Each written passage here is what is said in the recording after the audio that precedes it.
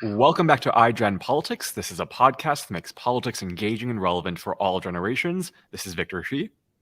And I'm Jill Wine-Banks, and today's Jill's pin is Trump morphing into Nixon, which seemed appropriate for our guest today. It's a great pin. Today, we are fortunate to be joined by two people who you've surely read, seen, or heard in some fashion. Peter Baker and Susan Glasser, they're joined with us on the same screen, which is exciting. While they really need no introduction, here's a quick summary. Peter is the chief White House correspondent for the New York Times and MSNBC political analyst, and before that was at the Washington Post for 20 years. Susan Glasser is a staff writer at the New Yorker and also spent a significant amount of time at the Washington Post before that. And together they've written numerous books, including profiles on James Baker III, Vladimir Putin, and now Donald Trump. And we are so excited to have them. And Victor did ask me, Peter, if you are related to James Baker. And I said, no, you were not. Anyway. No relation. Go ahead. No relation. Anyway, Susan and Peter are married to each other and are out with a new book that details the divisions within the Trump White House, both among White House staff and with international partners, which is an angle not many books have taken, and I think our audience is going to find fascinating. So we thank you both for being here to talk about The Divider. Thank you so much for having us. So The Divider is truly a chronicle of the Trump administration. It's more than 650 pages, which means we can't cover everything in the book that we'd like to, but I'm sure our audience will want to read it after hearing all the revelations that we'll try to cover today. One that we want to start off with is one with the Department of Homeland Security Secretary Kirstjen Nielsen and then HHS Secretary Alex Azar agreeing to basically a suicide pact by which they would resign together if Trump reinstated the family separation policy. Talk about how that incident and Trump's other cabinet officers and how they viewed him. Well, thank you guys for having us today. We really appreciate it. And Jill, you're right. There is some comparison to Nixon. We can talk about where they're similar and where they're not. One thing that is fascinating, as you point out, Victor, is this constant set of suicide pacts and resignation discussions and will we all jump together that happened throughout these 4 years. And the one you're talking about is particularly dramatic because, of course, the family separation policy was one of the most searing moments of the Trump presidency. And Kirstjen Nielsen, who was the head of the Department of Homeland Security, had resisted the policy for months, but basically allowed herself to be pushed into finally agreeing to authorize it and then became this public face, much to her own chagrin. And I think history will always record her as being the public face of that, even though she felt that was unfair to her. And after they convinced Trump to overturn it, he continued to bring it back up again. And that's where she and Alex Azar, the Health and Human Services Secretary, who also had a role in this, said, that's it. We're not going to live with this anymore. If he does that, we're going to jump together. They didn't have to.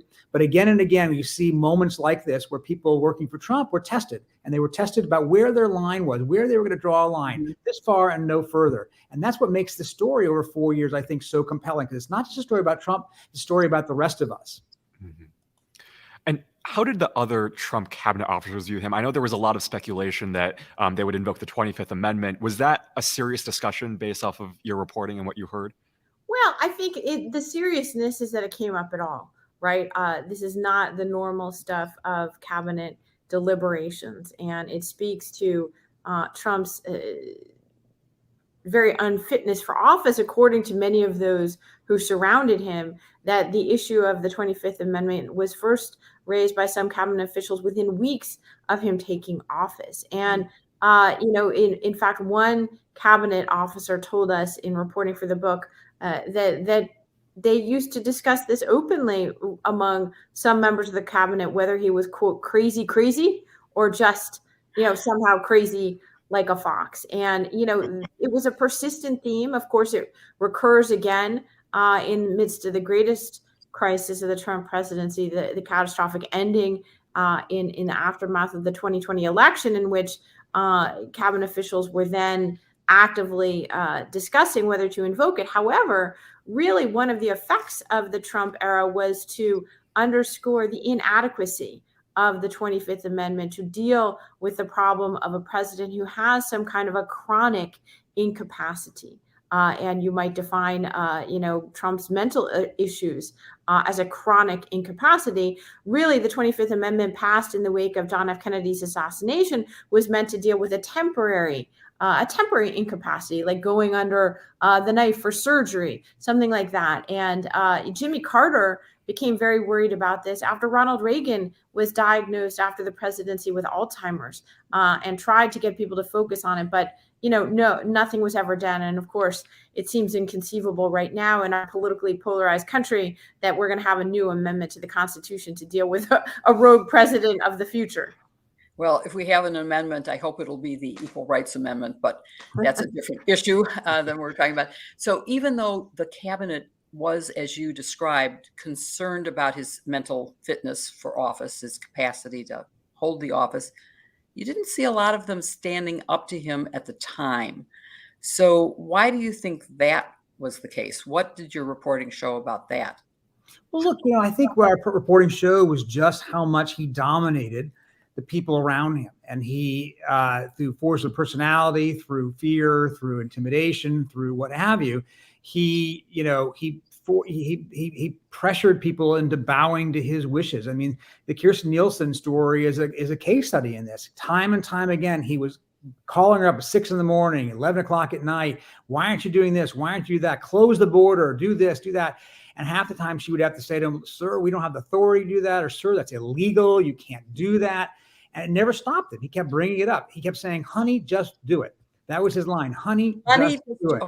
Honey, just do it. Right. So Julie, I mean, you'll find this funny. Kirsten Nielsen told her colleagues that if she ever wrote a memoir, she would title it, Honey, Just Do It, because that was such a repetitive phrase of his. At one point, he literally tells some people on her staff who say, no, you can't do X or Y. He says, well, it's okay. I'll just pardon you. So his idea of following the rules, very different than any other president. Even Nixon, I think, understood that when he was doing something wrong, you know better than we would, Jill, he understood when he was doing something wrong that it was wrong and he was violating rules, which is why he tried to cover it up. Trump never bothered to cover it up because he didn't, it didn't matter to him. He would do it out in open. It's that is just breathtaking. And my reaction, as you can see, is I can't believe, and I've read this, but it's still shocking to hear you say this. And one other thing that you talk about, but we're facing a growing threat of nuclear attack from Putin. And so you talk about John Kelly, who was concerned that Trump would take our country to nuclear war with Korea and implored him to back down. And I just would like to have you talk about that, as how you talk down a crazy president, a criminal president who thinks he can do anything he wants, who says, oh no, those documents are mine. What did his military advisors tell him, and how close did Trump come to actually doing something that could have destroyed the world? Well, I think there is a persistent theme that emerges in the reporting in Trump and his interactions with the national security team in particular, all across all 4 years, is that he was this very reckless combination of ignorance and arrogance. It wasn't that he didn't know stuff, because we've had plenty of presidents who didn't know things. Even somebody like, Rhodes Scholar Bill Clinton was not very comfortable with foreign policy until well into his second term. But it's that combination with, he didn't want to know. Trump didn't want to know. He felt that he was more expert than the experts on almost any subject, and that included nuclear weapons and the rest of the world. And from the beginning, he pursued disruptive policies, almost heedless of consequences. So that was an enormous risk factor that the generals and others were not really prepared to deal with. He didn't want to hear their briefings. And with North Korea, he was warned again and again about the risks of the fire and fury and the amping up of the rhetoric, but he kept pushing his advisors in ways that I think Peter and I did not fully understand until we did the reporting for the book, that to take steps that really would have basically signaled to Kim Jong-un that we're about to attack. And he watched one of his favorite TV generals on Fox News in January of 2018. This is at the height of the tensions, And he took away from that he wasn't being tough enough. And he insisted, let's pull out all of the U.S. military dependence right now from the Korean Peninsula. I want it done today. Banging his hand on the table. Jim Mattis, the defense secretary, had to rush over to the White House to, persuade him not to do this. Mark Esper, at the time the Secretary of the Army, is pulled out of a meeting and told this is going to happen. We have to figure out how to do this. And what they explained to him again and again, and was, listen, if you do this, Kim will be convinced that we are about to launch a military attack on him, and then he will respond, and boom, we're off to the races. And Trump, by the way, never gave up on it. He temporarily relented, but that's the pattern with many of these incidents, and not just North Korea. On NATO, he wanted to pull out of NATO. It was much closer than we realized. He never gave up on it. He just temporarily, would retreat. Same thing on attacking inside Iran with a missile strike. This was a persistent theme right to the very end of his presidency. And his advisors, the one leverage point they thought they had was that they knew that Trump didn't want to have a full-scale land war, against Iran. And, he just wanted to look tough. He wanted to launch these missiles. And they kept saying to him, you will be starting a major war if you do this. And it would be illegal. It would be a preemptive strike. Wow. He really couldn't really be talked off the ledge on many of these things for permanently. It was just a temporary retreat. A similar thing that you talk about in the book is his offer to give the West Bank to Jordan, and that the king went, oh my God, this will destabilize the entire region. And so how was he talked out of that? Was it the king that did it, or were his advisors involved in that? Yeah, it's a really interesting story, right? So he's calling up Steve Mnuchin, his Treasury Secretary, who happens to be in Davos at the beginning of 2018. And Mnuchin is meeting with King Abdullah from Jordan at the time, and says, put him on the phone. Mnuchin puts the king on the phone. Hey, King, I got a good deal for you. I'm going to give you the West Bank, right? And you're right. He doesn't understand this. He doesn't understand the politics. He doesn't understand why the king doesn't think this is a great idea. And the king later tells an American friend, he says, I almost had a heart attack. I was doubled over. I couldn't breathe, he said. And I mean, you don't know whether Trump is serious on that kind of thing or just sort of throwing it out there because he thinks it's funny or provocative or whatever, but it clearly indicates how much he doesn't understand the region, and that sort of cavalier approach to it. Yeah. These things are very serious people there. Someone doesn't understand the facts and isn't willing, as you pointed out just earlier, doesn't want to learn the facts. He doesn't care. He's just, I know more than anybody else. Yeah. So, exactly. He told us that solving the Israeli-Palestinian dispute would be easier than anybody thinks it is. Of course, obviously, he didn't do that, and it wasn't easier than anybody thought it was. So. Right. I mean, that makes me wonder. I mean, so much of foreign policy is listening to, or I guess reading intelligence, listening to intelligence, making judgments to deduce any pattern to how he consumed information. Did he have any understanding? Like what was that process like for Trump? Because it seemed like he didn't understand anything. Well, that actually is a great question because it gets to the very heart of what was Trump's definition of the job of being the president of the United States. And frankly, he interpreted it differently than any president ever has in our history. He essentially didn't like meetings, didn't want to show up in the Oval Office. He kept pushing his start time later and later. He was work from home before it was cool. Literally, he was getting there, basically not coming into the Oval Office until after 11 a.m. Within months of arriving there. He basically took over the small private dining room near the Oval Office. And that's where he spent most of his time. It was essentially his private media bunker.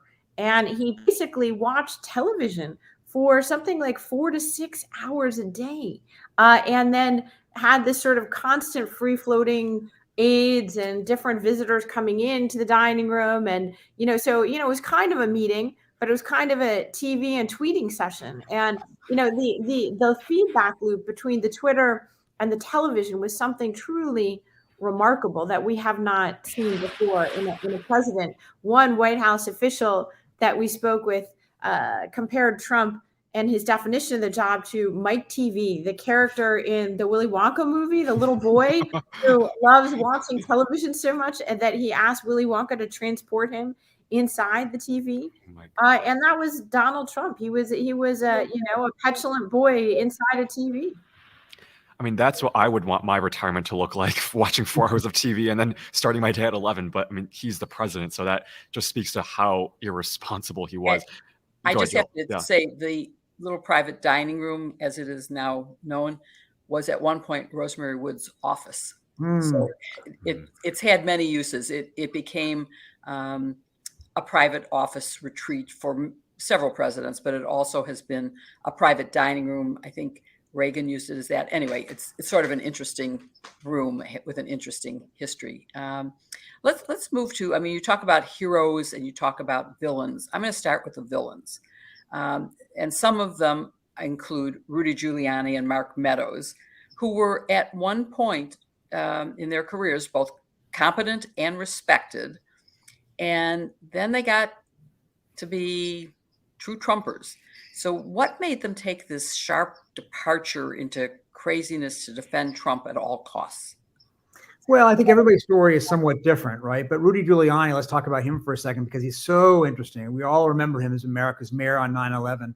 I'm reading Andrew Kurtzman's new biography of him now, and we forget a lot of the things that he did when he was mayor that sort of could look at presaging the way he is now. I mean, he was a little, he was, to say the least, idiosyncratic even back then. But you're right, in the last few years, in particular in service to Trump, he has gone even further and further and further away from what we consider to be the mainstream, further away from conventional, let's say, politics, to the point where, even the people who admired him, people, who were Republicans who worked with him, today think he has gone, he's unhinged, or they consider him to be drunk or whatever. They think he's a money grubber. They say terrible things about him behind his back, sometimes to his face.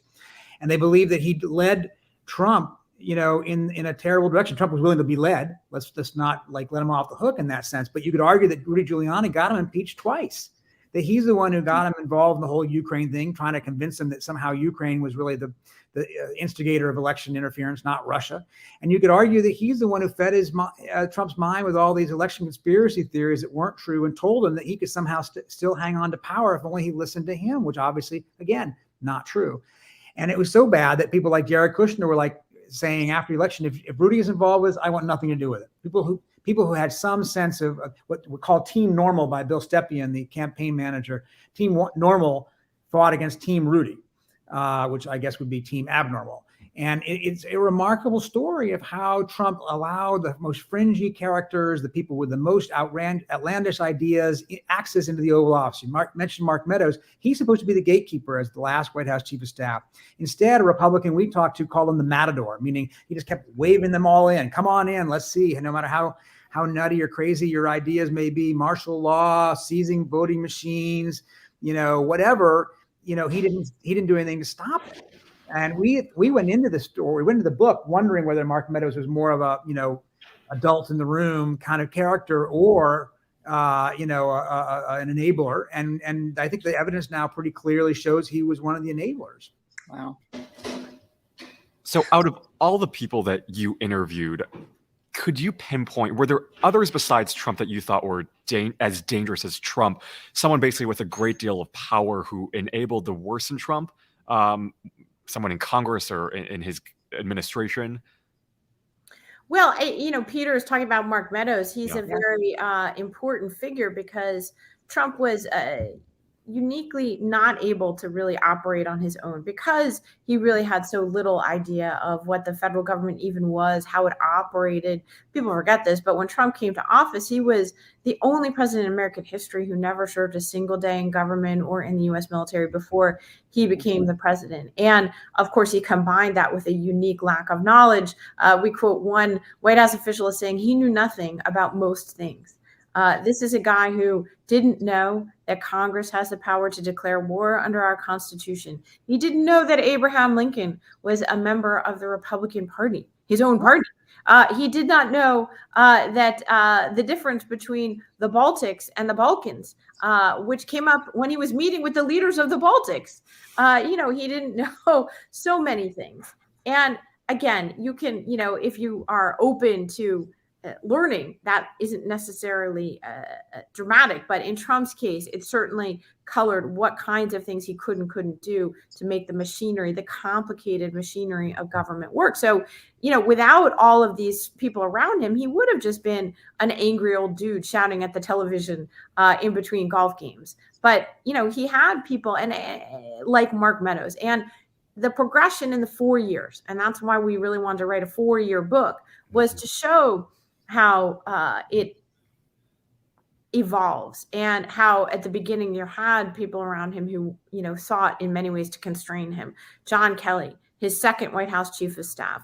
We don't know that Kelly could have prevented January 6th, but we do know pretty certainly that he would have thrown his body in front of the Oval Office door rather than to have people like Mike Flynn and Giuliani in there arguing for martial law, which is what actually happened at one extraordinary meeting in December of 2020. So I would say Meadows is probably the character, who shaped not only the catastrophic ending after the election, but so much of the polarized response to the coronavirus pandemic was also Meadows was appointed Trump's fourth and final chief of staff in March of 2020 at the exact beginning of the pandemic hitting the U.S. shores. He was consistently a voice for polarization, for partisanship. He was the one who was most vehement about not wearing masks and the president shouldn't do it. He was consistently independently challenging even the scientific judgments of the independent leaders of America's public health agencies. And then you build up to this, incredible attack on the legitimacy of the 2020 election. And in our reporting, it became clear that, Meadows, who had been the leader of the extreme hard right Freedom Caucus faction in the House of Representatives, that he was applying those tactics and techniques into running the White House. And he was also telling people what they wanted to hear. So to the Jared Kushners and others, he would say, don't worry, we're going to get Trump over this. We're going to get him out of the, Oval Office. At the same time, he's sending texts to Ginny Thomas, the wife of Clarence Thomas, basically saying this is, a divine fight of my life to challenge the election. Wow. That's great reporting. Is there any way to make these true Trumpers like Mark Meadows believe in reality and facts again? Is there an off-ramp for any of them? What's your suggestion on that? Well, I mean, the really great thing about being a reporter is that we don't do solutions. We just we identify problems. I mean, look, there's always been a segment of American politics that subscribed to conspiracy theories. It was open to some of the most fringe ideas out there. The difference is they don't usually have access to the Oval Office, and they're not usually the occupant of the Oval Office. I mean, we when Lyndon Johnson appointed the Warren, it was to tamp down the conspiracies about the Kennedy assassination, not to encourage them. Whereas Donald Trump, of course, got into office on the basis of a conspiracy theory that he had made up, or at least subscribed to, the notion that somehow Barack Obama was not born in the United States, even though he knew it wasn't true.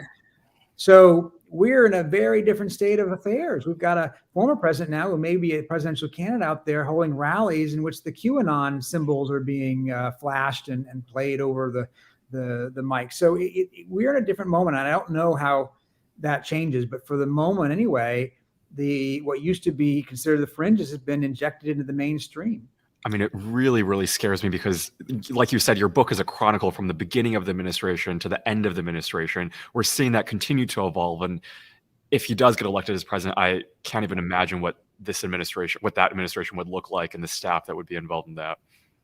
Yeah, that is one takeaway from the book is, the progression toward ever more extreme, both advisors and ideas that Trump would gravitate toward, and that he, in a way, the story of the 4 years is of him pushing away almost anyone who, told him what he didn't want to hear, who didn't, wasn't willing to go along with his most extreme ideas. There is, this very chilling moment when we were doing research for the book and speaking with a very senior national security official who had spent a lot of time in the Oval Office with Donald Trump, who told us that, Trump, by the end of his 4 years, really resembled the velociraptors in the first Jurassic Park movie. You remember that horrifying scene when the children run into the industrial kitchen and think they're safe from the velociraptors, but then click, the door handle turns and you realize that the velociraptors have learned to open the door. And so to hear that from a senior national security official, and I think what they meant in particular was Trump's figuring out how to operate the machinery of government and how to choose people who would do what he wanted. It was a foreboding comment about what a second Trump term might look like. Wow. I mean, that's why your book is so important. And it has a lot of what is going to get attention in the news, a lot of revelations. And I do want to go to those because there are so many. Victor and I have each picked out some that are particularly of concern to us. And I do want to talk about a few of those, but your book sets everything in a context that makes it much more than just a series of revelations. It is, while you say you're not offering solutions, you are showing a serious problem that America needs to deal with and avoid, and it can avoid by not voting for this man again. But one of the things that struck me particularly was, of course, relating back to Nixon's enemies list, and you describe how Trump regularly ought to use his power in government to go That's not mine. Sorry. Hey, this happens with Brisbee all the time. So what's your dog's name? Our dog is Ellie, and she's a very good girl, but there is a delivery person at the door, and there's just, no stopping her when that's the case. Yeah. Defending the person at the door is a guarantee of Brisbee. I've had that happen on live TV, so no, it's fine. Usually it's Jill's dog, so yeah, mine's louder and worse than that, and not so easily shut up. But I've learned to I just keep talking when he's doing it. But anyway, so his using this to go after his enemies. He wanted aides to block a CNN merger, and he tried to stop a contract from the government going to Jeff Bezos because he hates Jeff Bezos and Amazon, and he tried to get foreign intelligence officers, Clapper and Brennan, to be denied their security clearance because he didn't like what they said about him. And he even wanted to abolish the Ninth Circuit Court of Appeals. I mean, these are things that, you report them because they're true, but you read them and go, well, they're making this up. This can't be true because it's just too ridiculous. So can you talk a little bit about that and how his staff was able to prevent him from actually carrying these things out? Yeah, I think, in fact, they are in some ways Nixonian in their character, right? I mean, again, you know better than I do, Jill, but I read a bunch of the Watergate books again this summer because of the 50-year anniversary, and reminded that it was so much more than just a burglary and a cover-up. There were so many of these instances where Nixon also tried to use the power of government to punish enemies. And the difference, of course, again, I think Trump was more brazen about it. He didn't see that as being something to hide or to be ashamed of, right? Yes, Jeff Bezos owns the Washington Post. Let's punish Amazon and make sure they don't get preferential treatment from the Postal Service. Or let's see if we can't block the merger of Time Warner and AT&T because CNN is part of that, and we can force them to sell CNN, maybe in fact Rupert Murdoch. And you're right, you mentioned Clapper and Brennan. It's not just that he wanted to take away the security clearances, it's that he demanded it, according to one White House official, 50 to 75 times he brought that up. It was a persistent obsession of his.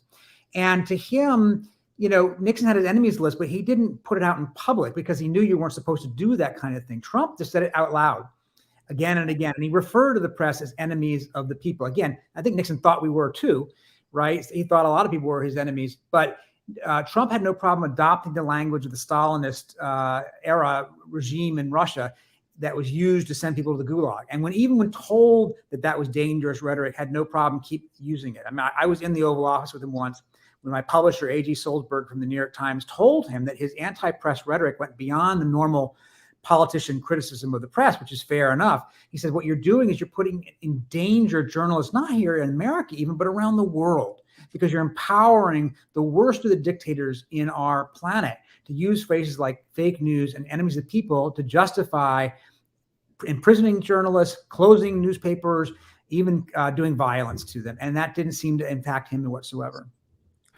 I mean, speaking of the press, I mean, one of the networks that really gave him power and put him in a position to spread lies is Fox News. And there was one section of the book that really concerned me, and a lot of the podcasts that we do, we try to cover the media and their role. Fox News tried to get its basically news department's decision desk to reverse its election night call that Biden won Arizona. There were furious protests at the Trump White House. Even Bret Baier, the network's main evening anchor, suggested that the call can be reversed and Arizona put in Trump's column, even though the president never led there. I'm wondering, what can you shed light on in terms of Trump's relationship with Fox, and how much did Fox enable Trump, I guess, anchors like Hannity and Tucker Carlson and maybe even some of the more traditional anchors like Bret Baier? Yeah, I'm glad you spotlighted that reporting. That is, I think, some significant new reporting that we had in the book that suggests that one of the reasons that, every White House might put pressure on, its allies, might call up and complain to a network, but the expectation here was that there was almost a symbiotic relationship between Fox and the Trump White House in a way that I think is largely without precedent. I mean, look at the revolving door, how many Trump officials ended up on the air on Fox and how many Fox people were hired into the Trump White House. It was almost intertwined in a way that was extraordinary. And because the president was spending so much time watching television, as we already talked about, some of his closest allies were very open that they found themselves often deciding to communicate with the president on television. Jim Jordan, who was kind of Mark Meadows' running mate and partner in the House Freedom Caucus, one of Trump's top allies on Capitol Hill, he had an early experience with this at the beginning of the presidency, where he said something on Hannity and immediately got a response from the White House, realized that was the best way to communicate with the president. Lindsey Graham, who, remember, flip-flopped very famously from being a critic of Donald Trump, who called him a kook, to being his best friend in the Senate, sometimes decided that instead of talking about something with Trump on a phone call, he would do it on television in order to get Trump to take it more seriously. So, again, it's an extraordinary thing. Trump was often on the phone at night with Sean Hannity after his show, giving him an after-action report. He actually called Hannity to the stage, in one of his pre-election rallies. And he would literally, I'm sure you remember the spectacle, Trump would actually go down the roster of the Fox News hosts, and he would sort of talk lovingly. Well, there's Laura. We all love Laura, meaning Laura Ingraham. There's Judge Janine, and it was a remarkable fusion of a politician and a television network in a way that, is not good for our democracy.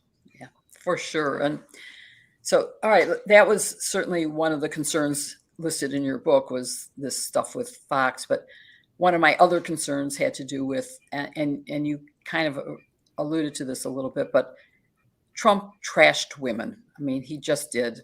He trashed Nancy Pelosi and Nikki Haley. And I go back to, I thought his campaign was completely over when he said, I grab because I can. And I thought, well, that's it. He can't treat women that way. But of course, he did. So what do all these stories reveal about Donald J. Trump? And what would it mean for him to be back in office for women? Well, you're right about that. He said that he wouldn't put Nikki Haley on his ticket in 2020 in place of Mike Pence because of her complexion problem, as he said. He would joke with people that Nancy Pelosi was the reason not to have plastic surgery. He criticized Kirstjen Nielsen to her face, saying, how come you look so tired? You don't look good. It was a constant source of of diminishment of women, and obviously something in which he exercised power, I suppose, right? In other words, this is him demonstrating that he is in charge and he can belittle anybody, in particular women. And, none of it should be a surprise. As you rightly point out, Jill, we knew before the 2016 election exactly his attitude toward women from that tape from Access Hollywood. He said it was just locker room banter, but that's, I've been in a lot of locker rooms. I don't remember that. That's not normal. And it's not, it wouldn't have been acceptable under any previous, president, at least in the modern era. And he got a free pass. And I think that emboldened him. If he could get away with that and still get elected, if he could treat Hillary Clinton the way he treated her and still get elected, then why can't he do or say that about anybody? And his defenders would say, look, he's an equal opportunity insulter. He insults everybody, insults men, women, whites, blacks, browns, everybody. And there's something to that, obviously. He doesn't spare anybody for the most part, but it was particularly vituperative with women. And I think particularly, the kind of thing where he gave permission to people who had learned that they weren't supposed to say things like that. Even if they felt them, they weren't supposed to say it. And he made it possible for people to say things out loud that had been sort of wiped out of society. And he's fueled this culture war backlash to, the movement against sexual harassment and sexual predators. He defended Roy Moore. He defended all of these guys, people who were accused of spousal abuse, who were accused of assault, who were accused. Anytime somebody was accused, he would say, well, that's just somebody making it up. Yeah, that's it. All of that is true. And of course, the image that comes to my mind is him looming over Hillary Clinton during that debate. Horrible, which I wasn't going to ask this question, but because of this conversation, I am. You talk a little bit about Melania's relationship with the president. And can you say something about that? Because it's one of those things a lot of people wonder, how could anyone stay with this man? Well, I mean, look, when you've had 3 spouses, obviously the answer is not necessarily forever. But look, it's a dangerous business to try to, understand what goes on inside, a marriage. I do think people seem to have misread Melania Trump initially. Remember, at the beginning of the Trump presidency, there was all this sort of, at the Women's March, there were the posters that said, hashtag free Melania. It's clear that she also shared with Trump a certain transactional approach, both to their partnership and to her attitude about, somewhat unwillingly being in the public eye. She's the first foreign-born first lady since Louise Adams, right? Louise Adams, yeah. In the 19th century.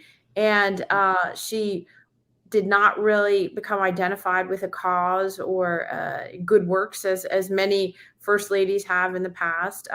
Perhaps her most famous public moment was an extremely divisive appearance during the family separation crisis, when she goes down to the border and is wearing a jacket that's written on the back, "I don't care, do you?" in graffiti style lettering. And, this creates an enormous sort of debacle in the midst of the bigger political debacle of the child separation issue. And, so she was a very difficult figure. One of the interesting things, our colleague and friend, actually Mary Jordan, in her biography of Melania Trump, learned this information, but it's so telling that when she stayed in New York for the first few months of the Trump presidency, one of the reasons she was doing that was in order to increase her leverage. She was renegotiating her prenuptial agreement with Donald Trump. And I find that it does seem that there's a mercenary aspect to her as well as her husband. Wow.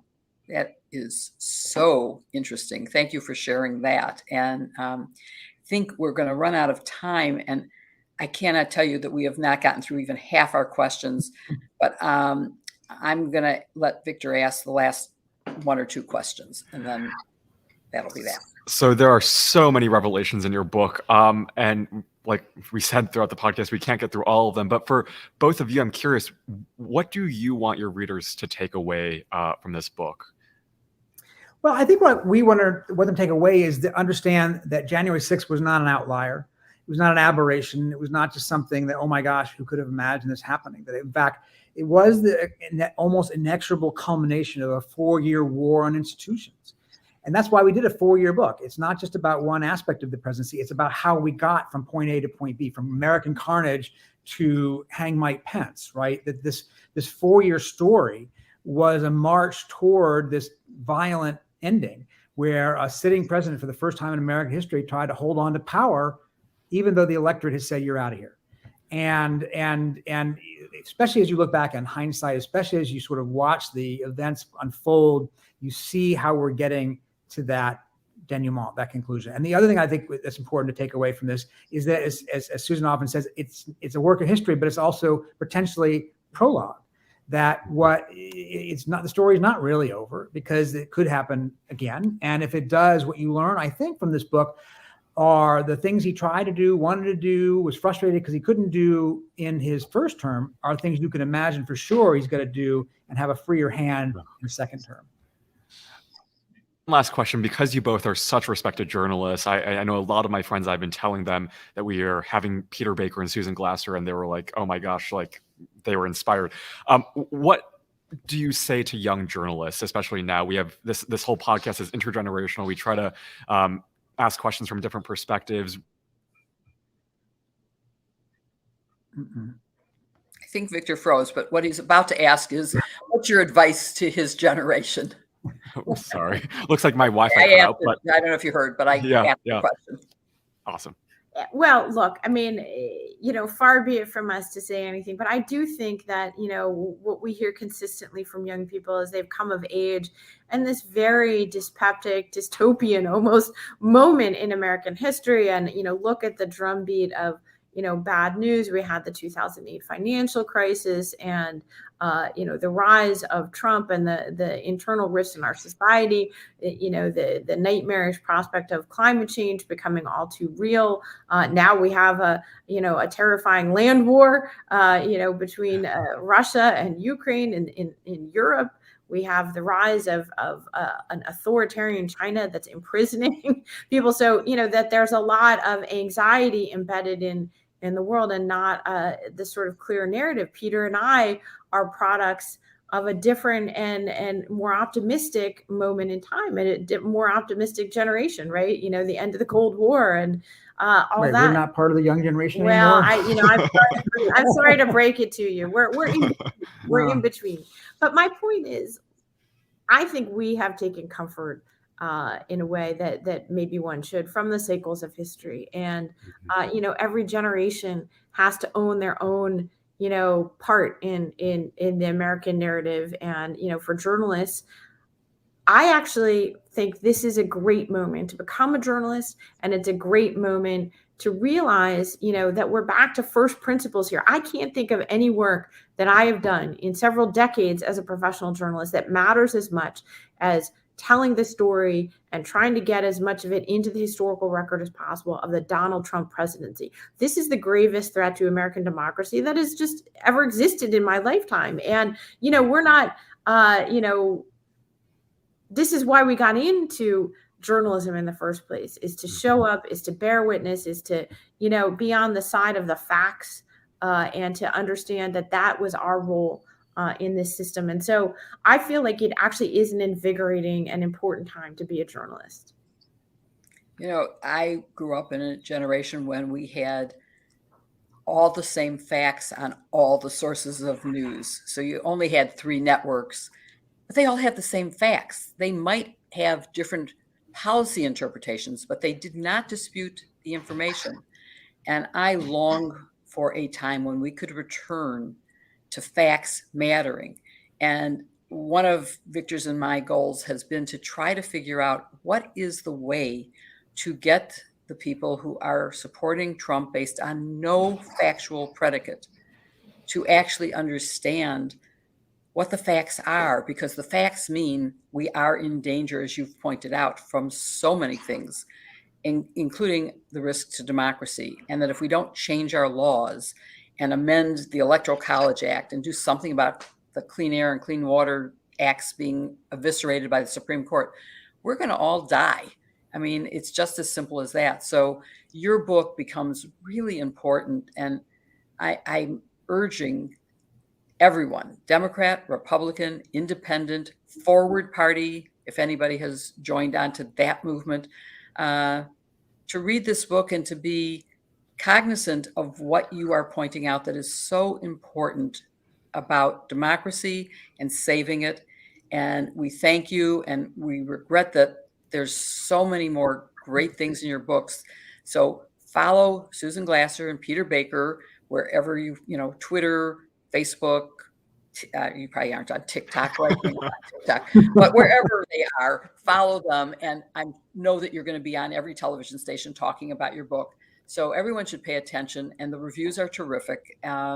So just pay attention to this book, and you will learn why we have to protect democracy. And we thank you for writing the book. We thank you for joining us today.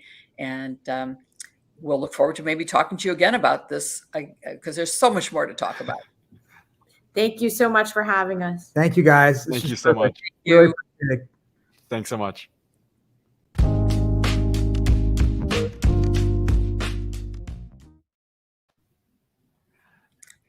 Wow. I know both of our we're on a mind meld today, Jill. Yeah, I mean, right. It's just so much during that administration. And, right now it kind of feels the same way in terms of the news. It's just always constant. My phone is blowing up with CNN and NBC notifications. And, sometimes with this book, I liked it because it just allowed us to relive those 4 years and just realize how much there was. And, we have about 10 minutes left. What would you say was your biggest takeaway from the book, or what are you most concerned about after reading the book? Well, I mean, I'm concerned about Donald Trump's mental capacity, both intellectually, not understanding the policies and the threats to America, but also his viciousness, his vanity, his everything is about me. It's my documents, it's my right, it's my generals, which is a danger to America. And I mean, the January 6th events, of course, are horrifying. And I think that the Divider makes clear that it was almost the inevitable conclusion of everything that came before it, that Trump from the beginning eroded trust in our institutions, our government, our agencies. And he did it slowly, like we've talked about with so many other experts. It was a slow drip, just like, like Hitler, I'm sorry to say. Hitler didn't abolish democracy at once. He first said, Jews can't own a store. Jews can't work in a store. Jews can't shop in a store. Jews can't leave the ghetto. And by the time it got to the last part, it's sort of like putting the lobster in boiling water. Yeah. If you put it in cold water and heat it up, it doesn't try to escape. If you put it in boiling water, it realizes the danger it's in. So, yeah, I mean, I think, and it makes me think about all the accountability at the Department of Justice, the New York Attorney General, the Fulton County DA, and will the walls close in on him before it's too late to stop him? Will there be a conviction of something that bars him from ever running for office again? Because do I think justice demands that he be convicted? Yes, I do.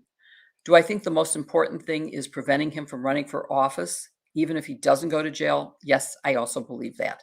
I think that we survived 4 years, but as Peter and Susan just said, he's learned, and if he has another 4 years, he will be more impactful. He will do things that he wanted to do and was unable to, and he will be unstoppable. So I think the risk of 2024 is the thing that I take away from this, is that we have to pay attention. We have to get the message out, not to the people who are listening to me on MSNBC and you on MSNBC, because you're on a lot now too. Not as much as you. Yeah, well, but you're on. I mean, this is like, you have to start somewhere, Victor. Yeah. And so I think the people who are listening to MSNBC already get this. Yeah. It's the people who are listening to Fox. And how do you get these facts to them I think you and I have talked about that. I have a former friend from hundreds of years ago, well, maybe not hundreds, okay, but 50 years ago, who has become a Trumper, and who, in my attempt to understand how she got to believe that Donald Trump actually did not lose this election, I completely failed, because she simply rejects out of hand that there were 60 lawsuits that were thrown out, including by Trump judges. She simply rejects the fact that there were the ninjas in Arizona that were hired by the Republicans to find more votes for Trump, who found more votes for Biden. Yeah. And if you don't accept those things that are factual and real, you can't ever move past the falsehoods and the lies that people are believing. So that's my concern, Yeah. and that's why I think the book is so important. It's terrifying. And, I know some people who aren't as extreme as that, but a lot of the people who I talk to at school, there's a race here in LA between Karen Bass and Rick Caruso. And Rick Caruso is someone who was a former Republican, has no political experience. And when I ask my friends why they support Rick Caruso, their answer is, oh, well, just because he's cool or because he's a businessman. And it's like, at some point we have to make sure, and I think we've talked about this before, maybe the solution is getting civics education back into the classroom and doing a better job educating people, because there's something that's failing us. And, hopefully the Smartmatic and Dominion lawsuits against Trump, against Fox News, will make a difference in holding them accountable and telling them that they can't spread lies. I think critical thinking skills is what's Yeah. missing. Yeah. And in our episode recently with leaders of Gen Z, one of them, I think Marianne maybe was the one who said she had a teacher who taught her Yep. how to evaluate sources of information so that she could determine what sources of information Yeah. are real and which are just totally made up.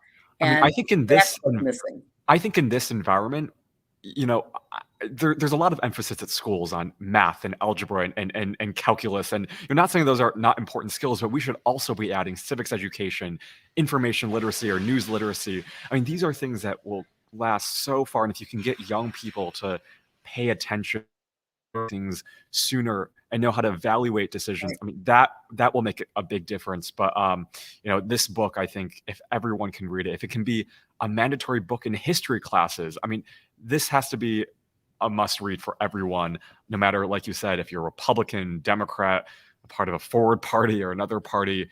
It's really a book for everyone to read, because there's just so much that we all have to pay attention to. And history classes do actually include books, because I speak every year at the University of Minnesota Law School. Mhm.